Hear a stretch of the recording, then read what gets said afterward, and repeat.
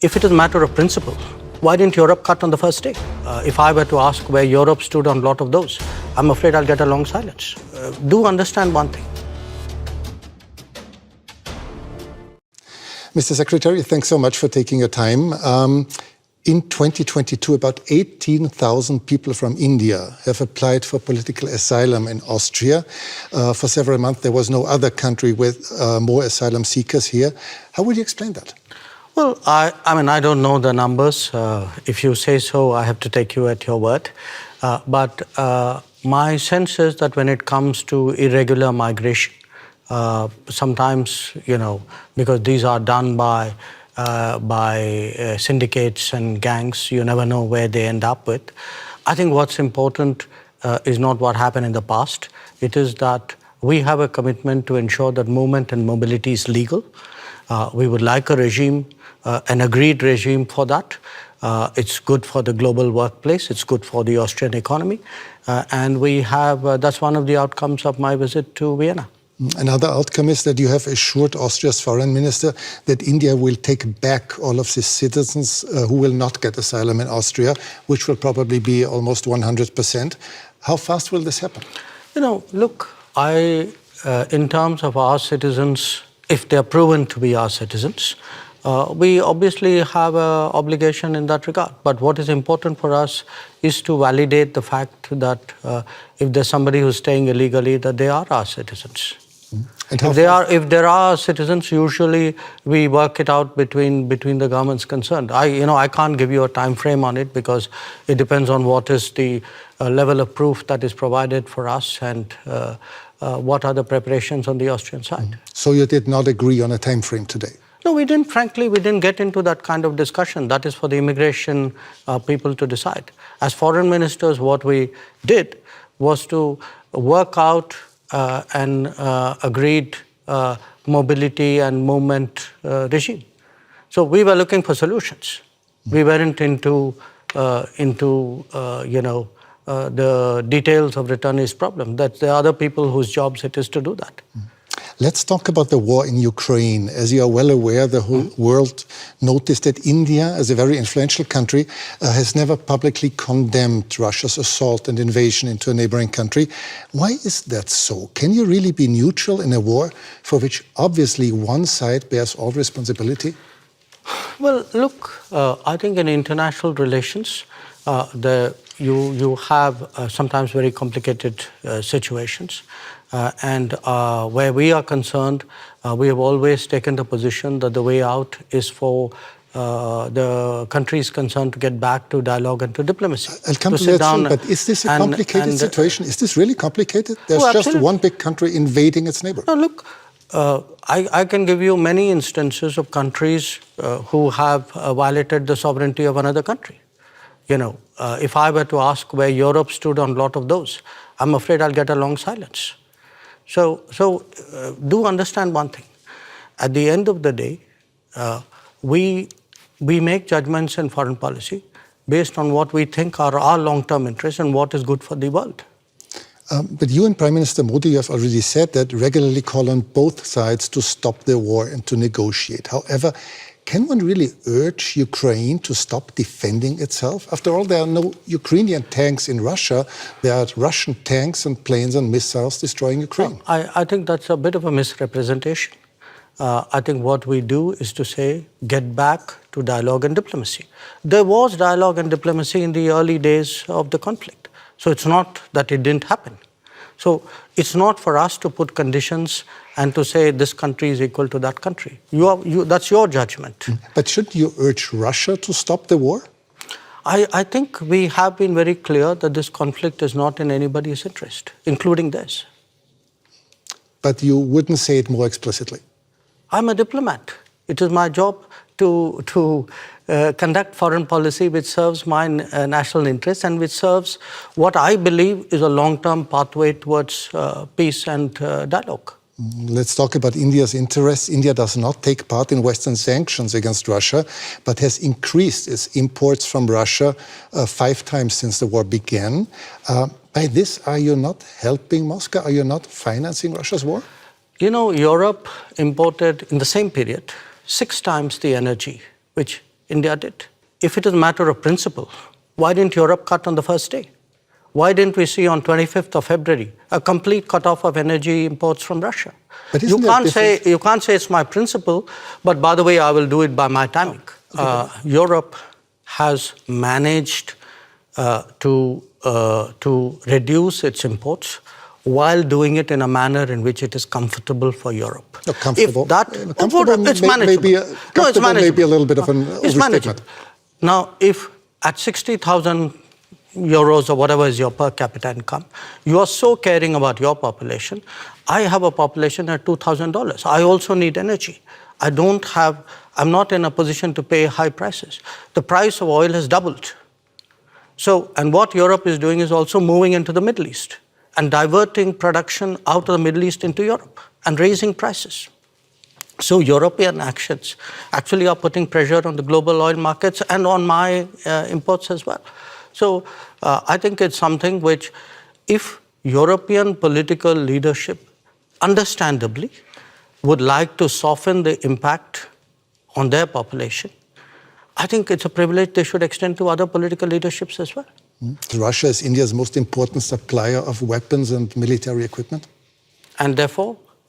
Are you reluctant to criticize Moscow? No, I think, look, we have a relationship with Moscow. We've had a long-term relationship with Moscow.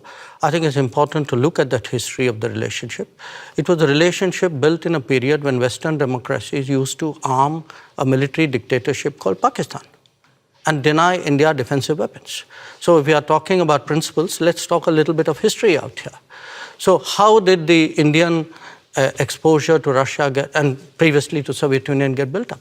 Because the Western democracies, for whatever reason, decided that their natural partner in our part of the world was a military dictatorship. Would you consider India an ally of Russia? No, I think India doesn't. We are an independent country.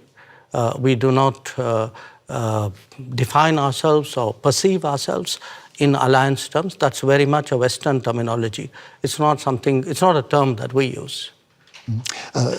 Before you said you're a diplomat, but several weeks ago you called Pakistan, your neighbor, the epicenter of terrorism. Well, I did it again today without using the word Pakistan. Yes, and this doesn't sound very diplomatic, does it? No, because you are a diplomat doesn't mean you're untruthful. I could use much harsher words than epicenter. So believe me, considering what has been happening to us, I think epicenter is a very diplomatic word, because this is a country which has attacked the Parliament of India some years ago, which attacked the city of Mumbai, which went after hotels and foreign tourists, which every day sends terrorists across the border. But of course not as a country. Well, if you control your sovereign space, which I believe they do, if the terrorist camps operate in broad daylight in cities with recruitment and financing, can you really tell me that the Pakistani state doesn't know what's going on? Especially if they're being trained in military-level combat tactics. So, when we speak about judgments and principles, why don't I hear sharp European condemnation of these practices which have been going on for multiple decades? Does the world have to be concerned that there someday will be a war between India and Pakistan? I think the world has to be concerned that there is terrorism going on, and the world often looks away. The world often feels it's not my problem because it's happening to some other country. I think the world needs to be concerned about how sincerely and strongly it takes up the challenge of terrorism. That India has a very complicated relationship with your neighboring China. Many people around the world are quite concerned that China might in the near future intervene militarily in Taiwan. Do you share this concern? I think there's a larger concern which is based on our experiences. We had agreements with China not to mass forces in our border areas. And they have not observed those agreements, which is why we have the currently tense situation that we do. We had an agreement not to unilaterally change the line of control, which they have tried to unilaterally do that. Where else the status quo may change or not change, I would hesitate as a foreign minister to predict publicly. I may have my own views and assessments. But I certainly can share my experience, and my experience is that written agreements were not observed, that we have seen levels of military pressure which in our view has no justification. China would say the opposite. They would say that India had not obeyed different agreements. But obviously, you see it No, I otherwise. think it's difficult for China to say that for this reason. The record is very clear because today, there's a lot of transparency. You have satellite pictures. If you see who moved the forces to the border areas first, I think the record is very clear. So it's very difficult for China to say what you suggested they could. India will probably overtake China as the world's most populous country within this year. Is this fact of any political significance to India, or is it just a mere statistic? We'll know that when we reach there, won't we? Yeah, because we have never used numbers in that manner. Maybe other countries have. You will have a situation where the world's most populous country is not among the permanent members of the Security Council. And what does it say about the state of the UN if that is the case? So it's a kind of both a yes and a no. It's partly a statistic, but I think it's a statistic which means a lot. For several years, you have called for a permanent seat on the Security Council. How long will it take, from your point of view, till this reform of the Council will actually become reality? The problem, I think, is that those who are today enjoying the benefits of permanent membership clearly are not in a hurry to see reform. I think it's a very short-sighted view, in my opinion, because at the end of the day, the credibility of the UN and, frankly, their own interest and effectiveness is at stake.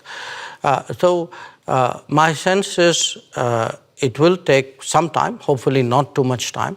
I can see a growing body of opinion among UN members who believe that there must be change. It's not just us.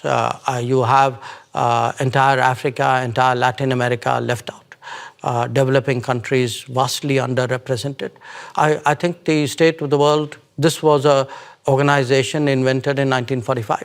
It's 2023. And when you would have to guess for a year when this will happen, what would it be? No, I wouldn't guess because I know the complexities of this process. It's a tough one. I'd be honest with you. It's a tough one, but I don't think because it's a tough one we should give up. Thanks so much for your time. Well, thank you. It's a great pleasure.